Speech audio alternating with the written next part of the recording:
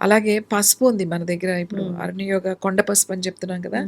ఈ పసుపుతో బాగా నీళ్ళు మరగబెట్టుకొని కొంచెం పసుపేసి బాయిల్ చేయాలన్నమాట.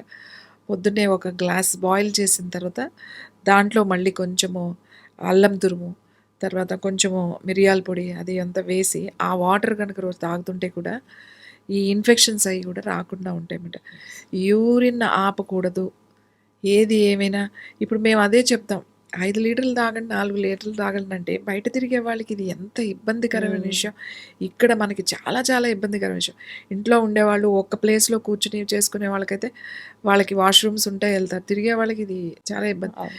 ఇప్పుడు మాలాంటి వాళ్ళు కూడా నీళ్ళు తాగాలి తెలుసు. కానీ బయటికెళ్తే ఈ ప్రాబ్లమ్స్ ఉంటాయి. అందుకని మార్నింగ్ కూర్చొని ఒక 2 లీటర్లు అక్కడే అయిపోయిన తర్వాత హమ్మయ్య! ఇప్పుడు మనం వెళ్ళొచ్చు బయటికి అని వెళ్ళాల్సిన పరిస్థితి ఇంకా ఉంది నడుస్తుంది ఇప్పుడు మనకి. ఏదేమైనా కూడా యూరిన్ ఇన్ఫెక్షన్ ఆపడం అనేది చేయకండి.